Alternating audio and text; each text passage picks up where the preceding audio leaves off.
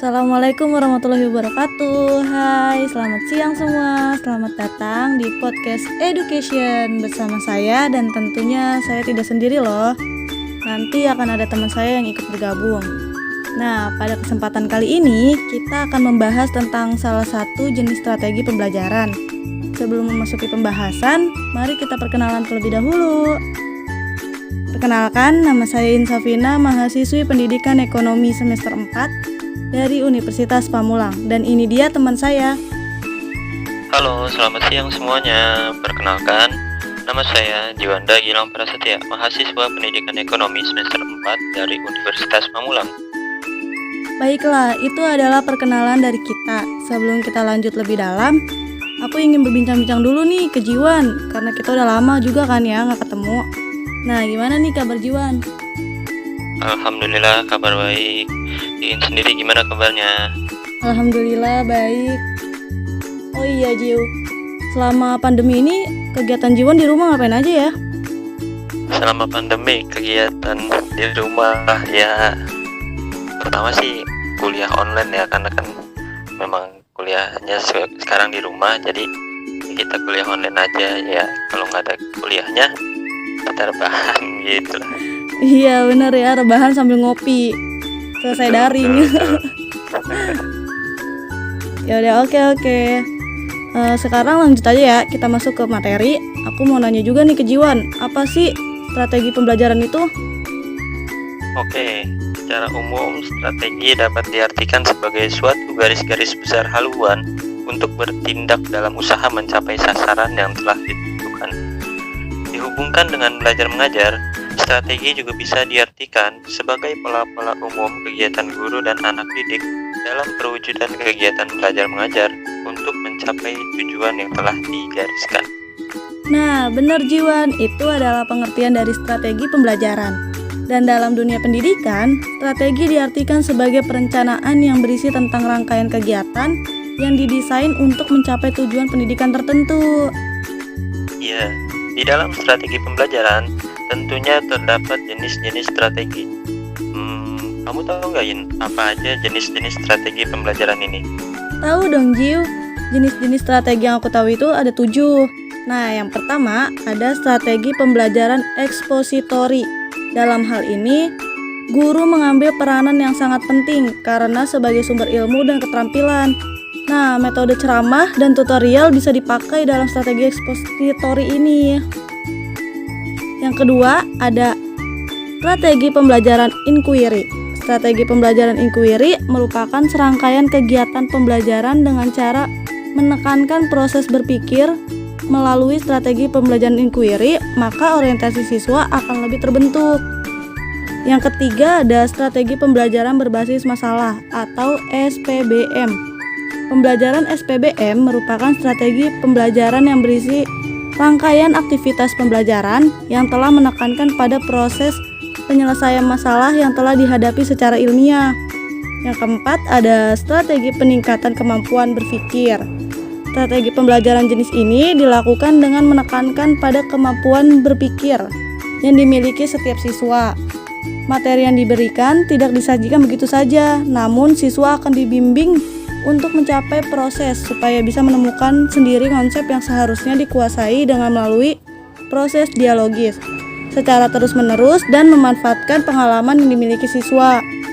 Yang kelima, ada strategi pembelajaran kooperatif atau SPK. Pembelajaran kooperatif dikembangkan berdasarkan teori perkembangan kognitif Vygotsky. Dalam teorinya, percaya bahwa anak aktif dalam menyusun pengetahuan mereka. Guru bisa memakai model cooperative learning untuk melakukan strategi ini. Oke, yang keenam itu ada strategi pembelajaran kontekstual atau CTL.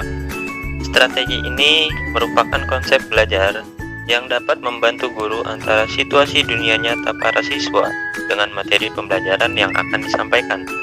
Atau secara tidak langsung, strategi pembelajaran kontekstual ini dapat mendorong siswa menjadikan hubungan antara kehidupan dengan pengetahuan bisa diterapkan dengan baik. Yang ketujuh, ada strategi pembelajaran afektif atau SPA.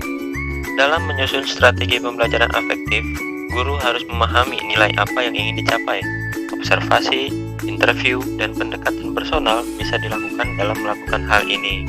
Jadi jelas ya, itu semua adalah jenis-jenis strategi pembelajaran Iya benar Jiw, itu semua jenis strategi pembelajaran. Menurut Jiwan sendiri nih, jika menjadi guru, lebih memilih pakai strategi pembelajaran apa yang efektif bagi siswa tersebut? Kalau menurut saya sih, strategi yang efektif itu adalah strategi inquiry. Karena pada strategi ini menekankan kepada aktivitas siswa secara maksimal untuk mencari dan menemukan.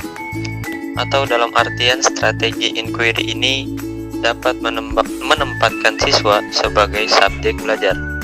Dalam proses pembelajaran, siswa tidak hanya berperan sebagai penerima pelajaran melalui penjelasan guru secara verbal, tetapi mereka berperan untuk menemukan sendiri inti dari materi pembelajaran itu sendiri.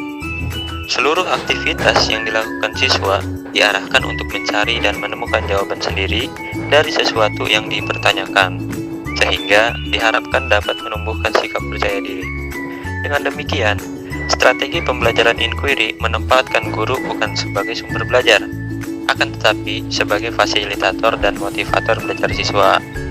Aktivitas pembelajaran biasanya dilakukan melalui metode tanya jawab antara guru dan siswa. Nah, secara garis besar, metode inquiry merupakan metode pembelajaran yang mengaitkan materi belajar dengan pengalaman siswa. Pengalaman dari masing-masing siswa nantinya akan dirumuskan dan disimpulkan bersama-sama.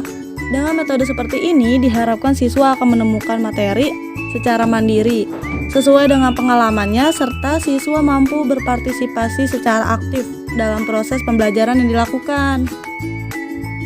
Ya, dari situ pokok bahasan pasar dalam mata pelajaran ekonomi sangat erat kaitannya dengan pengalaman sehari-hari siswa.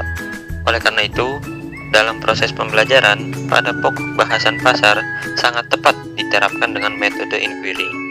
Dalam pokok bahasan pasar terdapat beberapa sub pokok bahasan, yaitu jenis-jenis pasar, transaksi, dan penentuan harga. Berarti intinya strategi yang efektif menurut Jiwan itu adalah strategi inquiry. Dan untuk pembelajarannya yang pas digunakan dalam strategi ini adalah pelajaran ekonomi ya Jiw? Iya, benar sekali. Dan untuk model pelajaran inquiry ini merupakan salah satu bentuk pendekatan pembelajaran yang berpusat pada siswa atau student-centered approach. Ciri utama yang dimiliki pendekatan inquiry yaitu menekankan kepada aktivitas siswa secara maksimal untuk mencari dan menemukan. Seluruh aktivitas yang dilakukan siswa diarahkan untuk mencari dan menemukan jawaban sendiri dari sesuatu yang dipertanyakan, sehingga diharapkan dapat menumbuhkan sikap percaya diri serta mengembangkan kemampuan berpikir secara sistematis, logis, dan kritis, atau mengembangkan kemampuan intelektual sebagai bagian dari proses mental. Dengan demikian, dalam strategi pembelajaran inquiry, siswa tak hanya dituntut untuk menguasai materi pelajaran, akan tetapi bagaimana mereka dapat menggunakan potensi yang dimilikinya. Manusia yang hanya menguasai pelajaran belum tentu dapat mengembangkan kemampuan berpikir secara optimal. Sebaliknya, siswa akan dapat mengembangkan kemampuan berpikirnya manakala ia bisa menguasai materi pelajaran. Jadi, kesimpulan dari salah satu jenis strategi pembelajaran yang kita bahas ini adalah strategi inquiry, yang dimana strategi pembelajaran inquiry merupakan bentuk dari pendekatan pembelajaran yang berorientasi kepada siswa. Dikatakan demikian, sebab dalam strategi ini siswa memegang peran yang sangat dominan dalam proses pembelajaran. Tentunya, dengan strategi ini menekankan proses berpikir secara analitis dan kritis, yang bertujuan kepada murid untuk berusaha mencari dan menemukan solusi dari permasalahan yang dialami. Dalam praktiknya, proses berpikir umumnya dilakukan dengan metode tanya jawab antara guru dan murid, membantu peserta didik untuk mengembangkan kesiapan serta penguasaan keterampilan dalam proses kognitif, serta dapat membangkitkan motivasi dan gairah belajar peserta didik untuk belajar lebih giat lagi dan memberikan peluang untuk berkembang dan maju sesuai dengan kemampuan dan minat masing-masing. Oke, baiklah, tidak kerasa kita sudah lama berbincang-bincang. Terima kasih Jiwan sudah memberikan penjelasan mengenai jenis strategi pembelajaran. Dan terima kasih juga buat teman-teman semua yang sudah mendengarkan podcast kita berdua. Sampai bertemu di podcast selanjutnya. See you. Wassalamualaikum warahmatullahi wabarakatuh. Waalaikumsalam warahmatullahi wabarakatuh. Terima kasih kembali sudah mengundang saya dalam podcast kali ini. Dan terima kasih juga buat teman-teman semua yang sudah mendengarkan.